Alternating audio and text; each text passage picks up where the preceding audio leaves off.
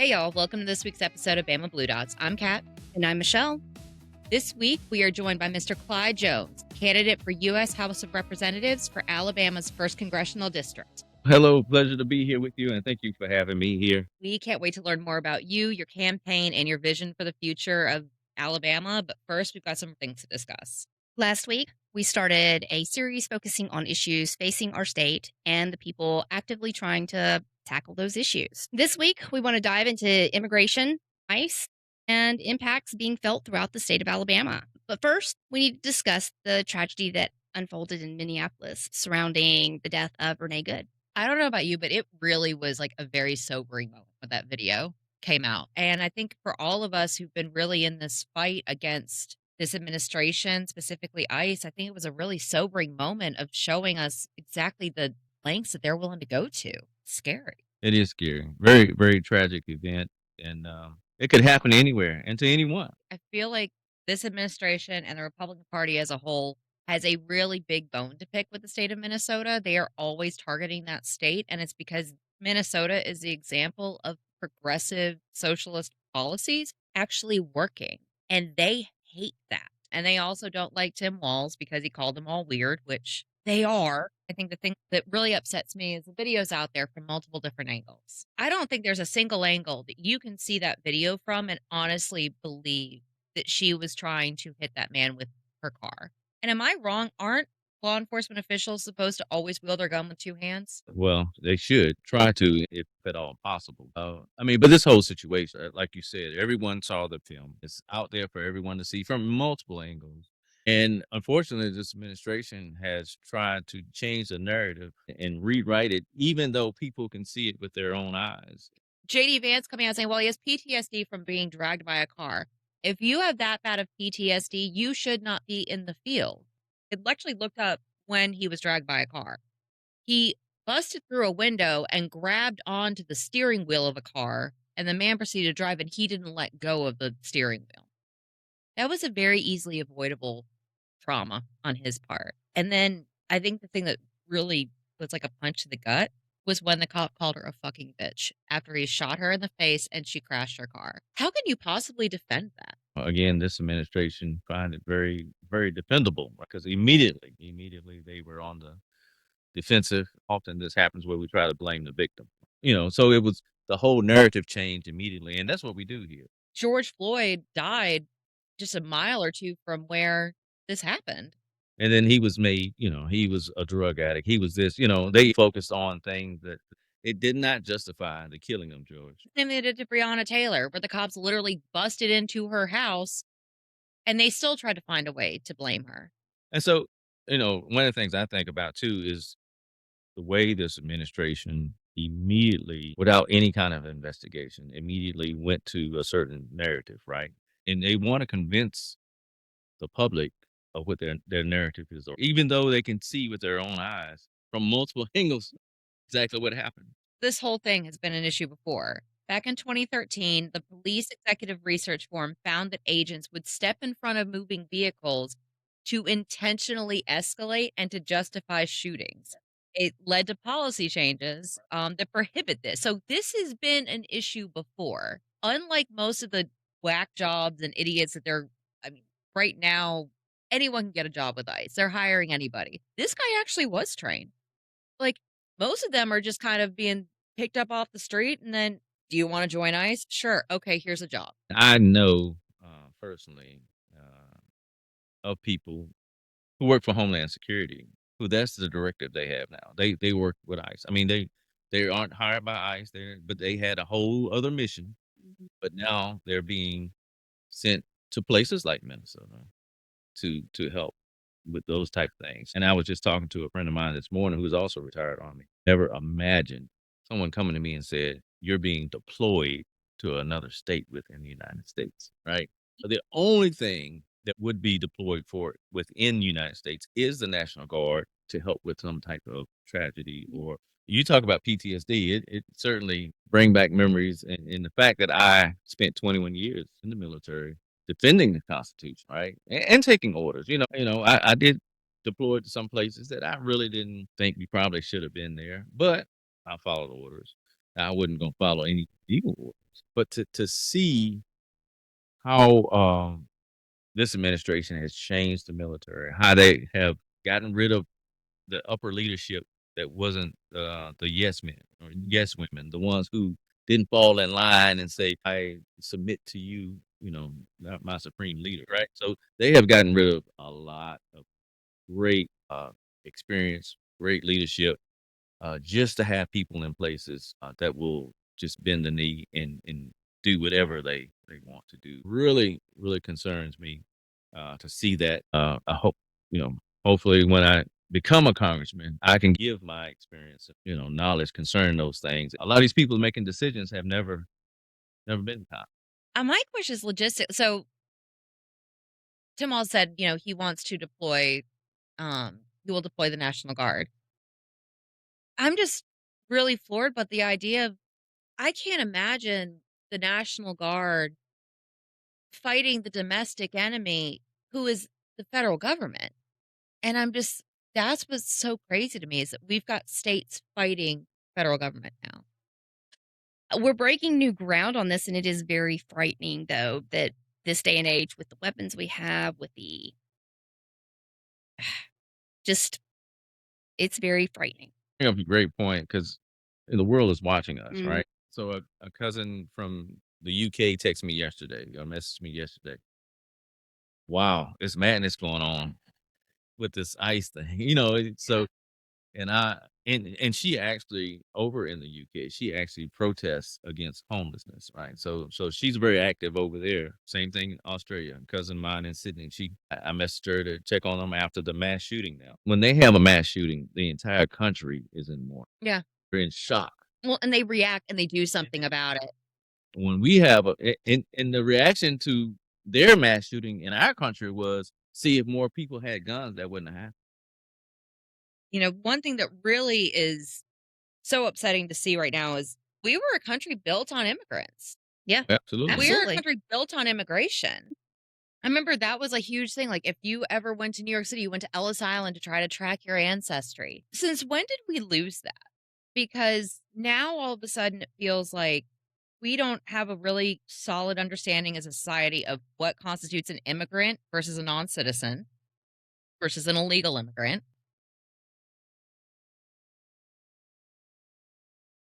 Yeah, being undocumented, and I had a friend tell me, "Where if they aren't documented, they've broken the law." Well, that's not there's no reason to be killing someone, staying over your visa or, um, but we need thorough reform when it comes to immigration policy, right? And we've needed it for years. Yeah. And we see every week where someone who voted for this administration say, "I didn't think it was gonna affect me," because their loved one is being deported or that one has been picked up. But why wouldn't you think so? But what's happening is no matter what you are, no matter if even if you're going through the process of legally becoming a citizen, they're picking people up at the hearing. So we have gone way past whatever they thought was going to happen when he was elected. They wanna get every single person out, they don't care, and the problem with our immigration process currently is that they don't realize it takes years. There've been people 10, 15 years, have everything lined out, they have lawyers, there's no fast track. You can't just come across where and say, okay, I want to be a citizen, and then that makes it legal. No, there's a huge process you got to go through. It's expensive. And can you imagine having jobs where they've stripped workers' rights? We know how it is trying to get a day off. Can you imagine for this appointment, that appointment, that appointment, this appointment, that appointment? You have to be here, you have to be there. Like it's all over the place and it's Monday through Friday. There's no nights and weekends. And you got to go to this court date and all that. Where can you keep a job that's going to allow you to do that? They actually picked people up at their swearing in. I mean, they had been through the entire process Hmm? Paid all that money. and stopped it at their swearing. Well, it's because these ICE agents have been given quotas. And we were talking to somebody recently. It was a counter protester at one of the protests in Foley. And he was like, well, even if they're detained, they're released. They shouldn't have to be detained. Think about like how humiliating, terrifying that can feel. And, think about people are being detained for 2 to 3 days. I think 3 days is the maximum they can be held without being charged. And they're put in these horrible facilities. They're not just detained, like, in holding or all that. They're shoving, like, 20, 30 people in these freezing cold. They make it intentionally miserable because 'cause they're trying to scare people. It's about that fear factor. So they spread this fear, and that's all it is a campaign of fear. They're sending him to part of Angola prison that was shut down in 2018 for unsafe conditions for people to be in. So they just magically reopened it, said they fixed everything. They didn't. Just even though they know that, hey, they have nothing to hold them on, right? You have people that, I don't know if you all saw the video, but there was a Navy, a sailor in Virginia. He was on his way to base. He's of Hispanic descent. The local police officer with an ICE agent in the car pulls him over and says, "We don't think you're a U.S. citizen." So he gives him his military ID. He says, "That's not good enough." So he's detained there until someone else brings him his passport. He's sitting there an hour and a half. Now, this again, if you've been in the military, you know, you have formations, you have things to get to. So again, as a military, retired military, that really set me off because this person and he had just come back from a deployment, right? And had been out for months on the ship. But that's what I mean, we're dealing with this type of activity, right? So something absolutely has to be done. How are we going to do it? Well, we need new leadership. Another thing about immigration that he just announced beginning February 1st, he's going to withhold federal funds from sanctuary cities. But you mean the cities that bring in enough money to sustain themselves? Kind of love seeing their governors just be like, okay, all right, that's fine. You can do that. Fun. But yeah, I mean, that's that type of bullying and intimidation, and that's gangster stuff, right? That's not federal government. That's not our president. That's not the commander in chief. That's not leadership. Um, but one of our local candidates here, his new advertisement says, "Winning the war on woke." Actually, I was doing a food giveaway yesterday, and one of my people on the campaign staff said, "Did you see this?" And that's when they read it to me. Winning the war on woke. I said, "Well," I said, "You post a picture of me, and I'm standing there holding a sign that says free food." I said, I said they're winning the war on woke, and I'm out here feeding people. Somebody on TikTok, she was talking about how she approaches people on the other side, and she started asking, let's say you get your way on everything. What does society look like in 15 years? And they have no idea. They have no actual plans or beliefs of their own. It's why they keep moving the goalposts. And it's what the Heritage Foundation has done. And immigrants have been getting the worst of it. Absolutely, because they demonized them. Every chance they get, they demonize them, and our country was founded on immigrants. We were immigrants here, and that was the whole thing with the American dream. You came over here from another country where you felt maybe like you weren't gonna thrive, or you were under some type of duress, or you just wanted a different future for yourself and your family, and you came over here, and you bought in to the American exceptionalism, and hopefully you were successful with that. But this is what makes us great. We wouldn't have what we have across America if it wasn't for the diversity. And you know why they're fighting this so hard? It's because of that. Because what they're afraid of is white mediocrity. And they want to keep white people as the exceptional. Trump said the other day, many white men have been mistreated since the Civil Rights Act. Could you imagine being a writer for The Onion right now? About bad as South Park, it's just free. It writes itself. Put it on auto pen. We could literally spend hours on this, but we need to focus on the next steps and how we can fight this. So we're going to talk a lot more about the upcoming election and Clyde's vision for Alabama's first district after the break.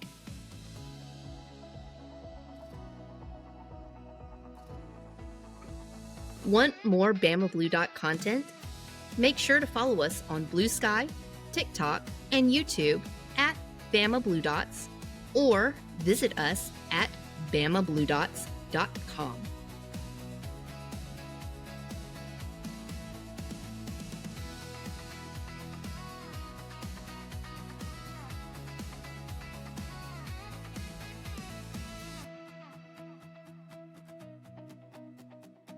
We are back with Clyde Jones, candidate for U.S. House of Representatives from Alabama's first district. So, Clyde, tell us about yourself. Okay, great. I actually grew up in a very rural area in Virginia. I joined the Army at 17 years old. I actually wanted to be in law enforcement. And we talked a lot about law enforcement, and that's what I wanted to do. I wanted to be in law enforcement. Again, I was 17, so I had to be at least 21 to be a Virginia state trooper. And that's what I wanted to be, a Virginia state trooper when I grew up. So I joined the Army. 6 months into my military career, I was like, they're going to have to put me out of here because I'm having too much fun, right? So they sent me all the way to South Korea for my first duty station. So long career. I deployed in Desert Storm. I deployed Operation Iraqi Freedom. Many different opportunities. 21 years in the military. I received the Bronze Star for my second tour in Iraq, and that really was about a lot of times people have, heroic things on the battlefield, but for me, my Bronze Star was more because I brought all my soldiers home safely, right? The men and women that I in my care, my responsibility over in Iraq, they all came back home safely. And then I retired. I called my wife actually from Iraq and said, "Hey, I'm thinking about retiring." And she said, "Are you sure?" And I said, "Yeah, I'm pretty sure. Pretty sure." Because I was getting probably get promoted again to sergeant major. So I retired as a first sergeant. Yeah. Went to work for DuPont. Long story short, worked there for 17 years. They offered me an early retirement back in 2024. I said, you know what? Now I can focus on really what I want to do, and let's do more for the community, right? Initially, I hadn't decided to run for office. I thought about running for state House of Representatives. Talked it over with a few people and got a call from someone I was like, I hadn't even thought about it, really, to be honest with you. I said, I'll talk it over with my wife. I'll talk it over with a few people. This was like on a Thursday. Talked it over with a few other people over the weekend. Monday, I called her back and said, yes, I'm doing it. So, um, I've also was the president of the board of directors for Alabama Rise. So if you know anything about Alabama Rise, you know that we're a statewide organization who helps uh, to create policies to help alleviate poverty in the state of Yeah. Alabama. And y'all just had a really big win this past year too. A couple different ones. It was the best legislative session that our Rise has had in many, many years. And that's definitely things that we need here in Alabama. Most people would say Baldwin County, we live in a very privileged little bubble, that there are parts of Alabama that are still like less than a third world country. People don't have access to clean water, to food, to health care. They close everything around them because they're just in very rural areas. And that doesn't mean they just need to move away. Like, that's not the answer. The answer is ensuring that every person has access to food, shelter, water. That's how we as a society rise up together. It doesn't make them better or give them special advantages. A rising tide raises all boats. And as their boats raise, so do yours. They get higher because you don't know where the next genius lives. You just don't know where they're going to be born. It's not rich people that produce the most intelligent, but genius can come in many forms. And that's why every person should be nurtured, is you just never know. So it's really awesome to see organizations like that work so hard for the people who have so little. And that's my whole view as well. If, as a representative, I represent everyone. I know whether you voted for me, whether you didn't vote for me, I will represent everyone. Everyone's right, no matter where you came from, whether you immigrated from somewhere else, no matter what it is. I want to make sure that your rights are protected. Obviously, we are in District 1, so what are the biggest issues facing it? So, well, District 1 is such a wide variety, right? Like, so again, so it's all of Baldwin County, Escambia County, Geneva, Coffee, Dale, Henry, Houston County. Um, so it's a wide area, right? It's a wide area. It's 9 counties, well, 8 full counties, and then part of Mobile. So again, you have everything from the beach tourism industry all the way over to farmland, the peanut farmers, all of that in the wiregrass. I'm not as familiar with that part of the district, which I am looking forward to. I'll be out next week. I'll be in Enterprise. Our campaign, we're raising money, we're meeting people, we're here talking to our constituents and listening to the issues that need to be addressed. We'll continue to do that. What really inspired me, being in the community, I see how the grocery bills are affected. I see how the insurance payments are really, really hurting families. My own personal story, homeowners insurance has gone crazy amount. My homeowners insurance tripled. The company that I did have for 12 years left the area. Had to go out and find someone else. It was 3 times as much. But if someone is just barely getting by and they're paying a mortgage and it jumps $400, can you imagine they may not be able to pay their mortgage, or paying their mortgage might not allow them to get groceries Yep. or pay for healthcare, right? So too many people have been, and it's not just here in Baldwin County. That's every county in our district, right? That doesn't just apply to Baldwin County, which many times in Baldwin County we think, oh, that doesn't affect people like. Yes, it does. The harder to get home loans, it increases the cost because then you have somebody out of the insurance pool if they lose their homeowner's insurance. That increases everybody's rates. And then if they do no health care and they have to go to the emergency room, well, guess what? The hospitals, they're going to recoup that cost and they're going to Yeah. recoup it at the top level because their CEOs are not going to go without pay.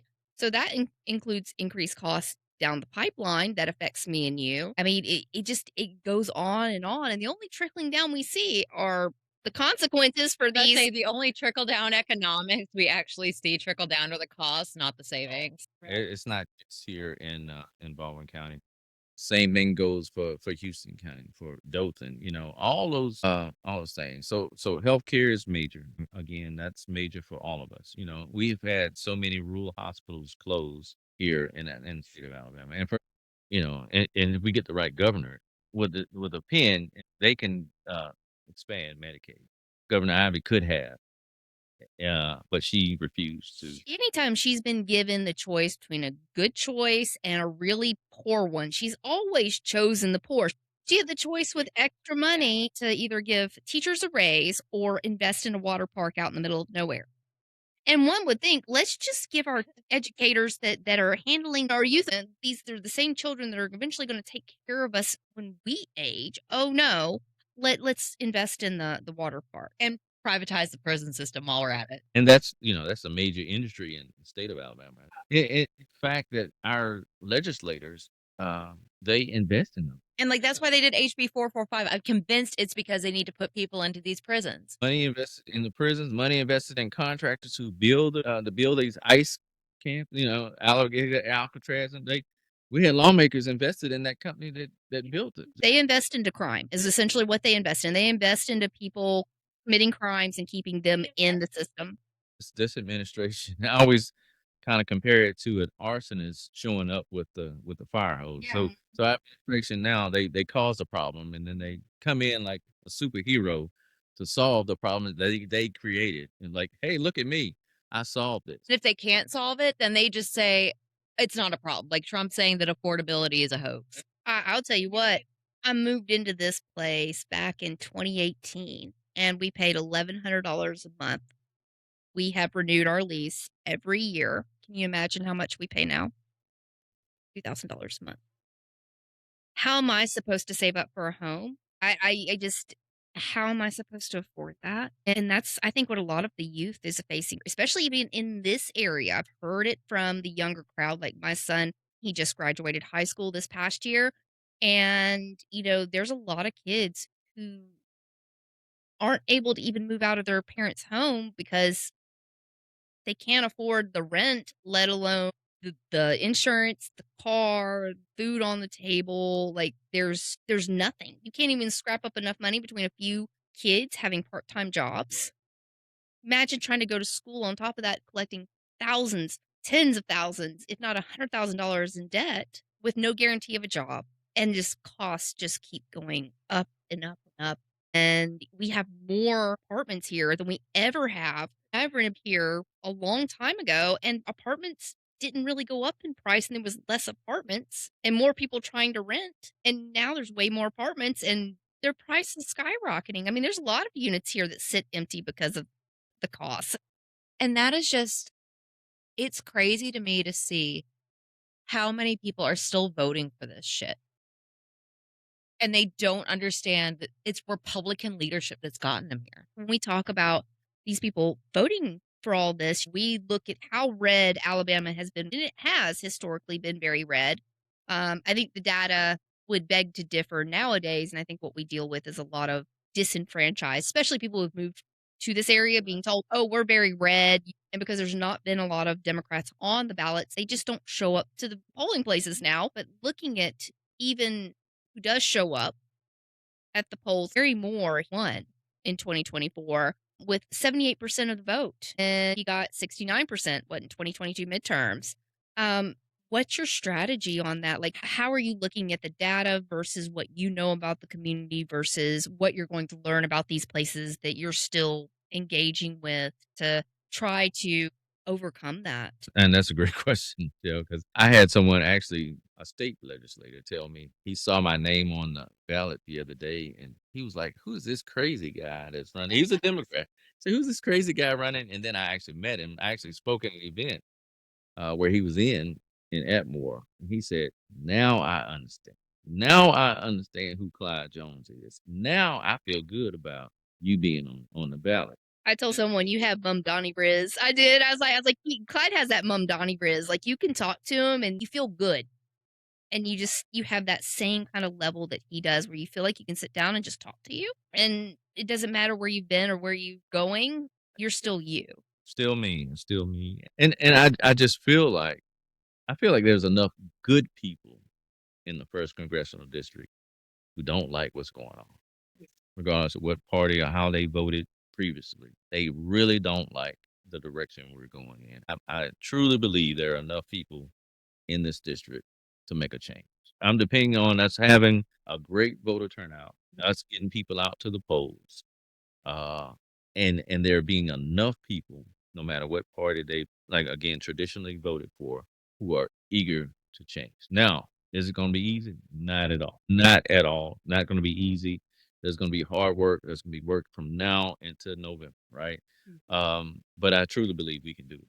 What would you say to the disenfranchised that are just like both sides are the same? I would say that I'm not sure what narrative you're looking at or what you've been watching, and I would really want to talk to them to Okay. find out why would they think that both sides are the same. I think when they say both sides are the same, they're looking at some of the corporate Democrats who, like you said, are in Congress profiting from their suffering. They work for us, where they earn our votes and they represent us and our voices, and we're just voting for them because they're blue. It's like inviting the fox into the hen house. It's still a fox, you know? And I think that's something that we have to get through to everyone is that we're no longer going to support foxes. And I will 100% say you've never given me fox vibes. I'm pretty good about vibes about people and stuff. You've always been very honest and very open. And I too would encourage anyone who has questions or even doubting that who you are and how you would represent them, regardless of what their political beliefs are, that they should have an open, honest conversation. How are you going to represent me? I mean, I try to stay away from the culture wars as much as I can because again, that's a distraction, right? Those culture wars doesn't affect your health care, right? Or if you have healthcare coverage, if you have worker rights, right? Alabama has a tendency of try to shun unions, right, and try to not allow unions to exist, right. But we would not have the pay scales or the overtime, the many things that we enjoy in the workforce. Now, if it wasn't for unions, and it's important to have those things, right. So there are so many things that we can actually work on that actually will improve the lives of people from Alabama and not culture wars.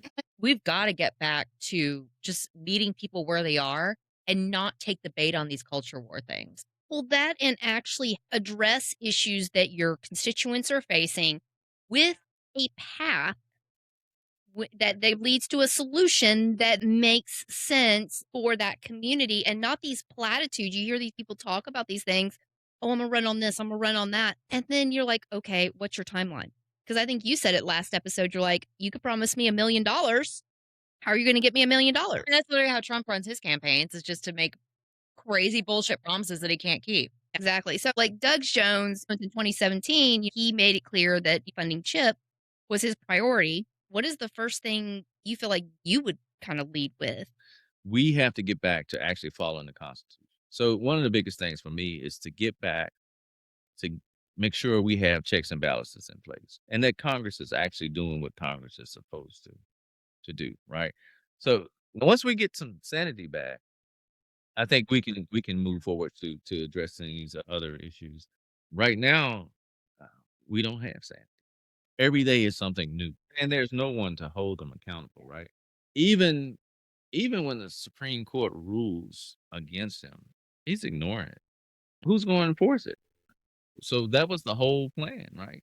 Let's put this person in place that's either completely corrupt. I think for me, that's why I was really sad seeing some of the people resign versus standing and fighting in the different areas because it made that path a lot easier had they stood their ground. But I also get it too is that there's a lot of pride there when it comes to your military experience and understanding what's going to happen next and what's going to be asked of you. It could be very damaging until there's some sense of normalcy that says we're going to make sure that people who stood up to this are not demonized. The sacrifices they may have made, whether they were, court-martialed or whatever, that gets it's like expunged and wiped off, and in turn said, "Thank you for standing up for what was right." Because a lot of times that doesn't happen. And again, getting back to accountability, like, holding those people accountable will be a number one priority for us to be able to move forward, right? Justice needs to be blind, but it needs to be swift, and there should be no more deals or, well, they were a president. They committed a crime. They do the time. Like that's how our system works. You need to be held accountable for what you've done. And that's what gets me about our local candidates here in the state, and even the people that are running for a first congressional district, right? So if you look at any of the ads, they always say, "We're ready to go to Washington to help Trump finish the job." What job? But that is their go-to. Who can do more for Trump, right? Mhm. And they feel like the people of first congressional district, that's all they want to hear, and that will get them elected. So Um, I'm looking forward to whoever the nominee is on the Republican side to being on debate stage. I mean, you're no longer talking about like a difference in policy. We're talking about morality now. I don't even know what these debates are going to look like this year because, like I said, it's no longer just, oh, well, we should do it this way or that way. Now we're talking about human lives. We're talking about every single day war crimes. I just like, how are they going to defend that in any type of debate? I will say this, though, when people draw the comparisons Trump to Nazi Germany, there's a lot of comparisons that can be made based on how Trump speaks compared to how Hitler spoke. The difference is, though, Hitler at least was a man of terrible morals, but he was invested and he believed, like, there was substance behind what he was saying in terms of his beliefs. We don't have that in this situation. Trump doesn't believe the bullshit he's saying, and we've got to start utilizing that and recognizing that. Trump is not a man of substance. Trump is an opportunist. But it's not him, I fear. It's the machination behind Trump. It's Project 2025. It's Heritage Foundation. It's Russell Vought. It's all these foreign invested interests into our country. Trump was the mouthpiece. He was a means to an end. He was what got them the vote. One can't exist without the other. And I think that's what we really need to do is prepare ourselves as a party and as a country for when one of those pieces breaks, what's going to happen. I have a question for you all. So why do you think that tens of millions of people did not vote at all in this last president? So I live on the far left side of this spectrum. You could almost say I'm a seize the means of production kind of gal. That being said, a lot of it had to do, it's multi pronged. A lot of the left, this started with October 7th. Essentially, the veil being lifted that no one really cared. You had children and mothers and fathers being murdered. It's a genocide. And the lies that came out of Israel and the fact that we keep supporting them, that's where that both sides are the same as they're taking APAC money. Why would they do that? And then you have on top of that, you had Elon Musk, Twitter, you had all your major news stations owned by right wing billionaires who fueled that misinformation, downplayed Democratic voices, and all you saw was, well, they support it. They're not. condemning Israel. They're not saying, "Hey, we have no problem with people of the Jewish faith." That's not our concern. Our concern is with Bibi Netanyahu. Our concern is with how the Israeli government is handling the situation, and that got perpetuated through Biden and the fact that they were just going to serve us up the same corporate Democrats that allowed inflation to happen and everything else. And it just spiraled from there. We allowed people to control the narrative and control that we were okay with what Israel was doing. And touring with Liz Cheney was just a horrible decision. Dick Cheney, even. The man had a 10% approval rating when he left office. Appealing to centrists is not it. They have moved the goalpost so far to the right that our center now looks like it's Republican light. And they're never going to pull those votes away. They just aren't. They're so concentrated on getting 10% of the votes instead of the 80% that they left. And a lot of this goes back to the Electoral College being set up the way it is. I know there's been times where I've been tempted to not vote. Well, in 2020, I had to stand out in line for 3 hours because that that's our polling place. Yeah. Hamdani won because he had a very strong stance against Israel and specifically the government. And when he was asked, "Oh, are you going to go to Israel?" He's like, "No, I'm here to take care of New York." So yeah, I mean, having I think some very strong stances on what's right, what's wrong, accountability, and making sure the focus is there is what people want to hear. And they were not hearing that, whether it be because Elon controlled Twitter and that's where people were getting their news and we all know now that he suppressed voices. And then Zuckerberg's got Meta and all that. So we know the causes of it. It's getting past that. And I think that's what's really spurred us is the more left voices that exist to amplify this, they can only do so much to stop us. And I think that's going to be a winning strategy. But yeah, that's why so many people stayed home is they felt like it didn't matter and that this our government, our current politicians were okay with watching children get sniped. And like you said, we've got to meet people where they are. And I think a lot of people are just feel disenfranchised with the system as a whole. And especially in a state like Alabama, I think it's really easy to say, you know what, there's really no point. Why am I even going to try? Why am I even going to bother? And I think Alabama needs to do a better job of making voting accessible to people. Voter suppression is a major issue in this state. So, yes, there's the societal factors, and there's the fact that the right pretty much was able to create this entire subset of single issue voters when it came to Israel and Gaza. But aside from that, the problem is so many people just don't vote. So I think systemically, we've got to make it easier for people to vote. We've got to make people feel like there's a reason to vote. And I will say this, there's one party that is trying to make voting more accessible, and there's a party that is trying to make it harder. That is something that I think needs to really be addressed if we're going to move forward as a country. Yeah, and it really surprises me, especially here in the South, any of I like to call them my super seasoned ladies, the ones that are in their 70s plus.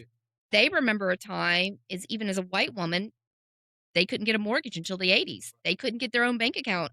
Like there was a lot of barriers there. You couldn't get a home, you couldn't do all these things. Are there any races that you've got your eye on nationwide right now? I know there's a few races that have already kind of been thrust into the limelight. Are there any candidates or other races nationwide that you kind of keeping your eye on? Of course, the Texas race with Rico and Crawford. Just finished watching a little interview about that, and they are so closely aligned on their policy. I wish that they were not running against each other. Yeah, absolutely. And my friend Judith Taylor, she just lost her race yesterday here in House District 63 in the state of Alabama. It was a special election they just had yesterday. So she ran a great campaign. Tuscaloosa area. I think she received like 36% of the vote. Again, great person. She was one of my board members on Alabama Rise, actually. So it's certainly going to be an uphill battle, and part of it, and you all touched on it. Voter turnout. Um, Midterm. There's no electoral college, right? This is an important election coming up. Very important. We have the opportunity to change who sits in the governor's mansion in the state of Alabama, who changed all those things. Can you imagine Tommy Tuberville being your number one pick Ugh. for governor? But we do have an opportunity, I think, here in the state to be statewide elections. This is the first time since 2018 we have a Democratic candidate in every congressional district. So first time since 2018. So that's great. That's a great thing, and that's the other thing that kinda motivated me. I remember looking at the ballot, the last election, Yep. and seeing all these people run unopposed in congressional Yep. races. I was like, "There is no way Yep. that should ever, Yep. ever happen." Again, I'm no longer working. Uh, I'm your everyday person, right? So I live off of, my military retirement and my disability, and that's it. So I look forward to being a person who represents people, who understands what they're going through. We talked a little bit about money, politics. The relationship between money and politics is widely disliked. Will you or have you accepted money from any PACs? And if so, which ones? I have not accepted money from any PACs, APAC or any other foreign. So you're willing to go on record that you are not going to accept money from APAC. Well, absolutely not. So is your hope that you would have all your money from single donors, like single people donors? That would make you the happiest. Yeah, absolutely, I would much rather have it, that way, and that's what's important to me too, for people to make an investment in change, right? And that's what it feels like to me when you donate to my campaign, and to our campaign, whether it be $5 or $500, it's important, right? And it's important for individuals to make an investment in change. Of course, there are other great candidates here in the state, great candidates running for Senate, for statewide offices. So, I encourage everyone to get involved. Get involved, volunteer. If some people can't really knock on doors anymore. We have a volunteer coordinator who's getting in touch with people currently. And when we really, really ramp up um, in the near future, we'll be needing volunteers from here, from Mobile, all the way over to Houston County. And we tell people all the time, it's about being involved and you don't necessarily have to knock on doors. There's a lot of things that have to be done in the background. You may have a skill set that just checks that box and it's okay. You may know how to put together flyers, how to post stuff up on the internet. You may know how to edit a video. If you can lighten the load so somebody can focus on getting out there, talking to the people and stuff, that's a great way to do it too. What would you say to someone who says there's no point in running? Matter of fact, I just was sent some, those same questions from a newspaper who wants me to submit my answers so they can do a newspaper article. Uh, if you never run, there'd never be any change. You have to be that one who steps out and takes that chance. When I first told one of my friends that who helped me in other campaign, it's gonna be real difficult. So I know it's a long shot. I know I'll have my naysayers, but I also know I have people in my ear saying, "Keep doing what you're doing," right? And that's what I'm looking for. Nothing's ever going to change if we don't make the change ourselves. Clyde, thank you so much for being here with us tonight. It was really fun getting to hang out with you. And please tell us where we can find more information about you. Well, thank you for having me. Certainly, you can find me on Facebook at Clyde for Congress, on Instagram, Clyde for Congress as well, and then TikTok. We look forward to seeing you, and we look forward to having your support, whether it be financial, volunteer, or both. Well, thank you so much again. And we will talk to y'all next week. Bye, y'all.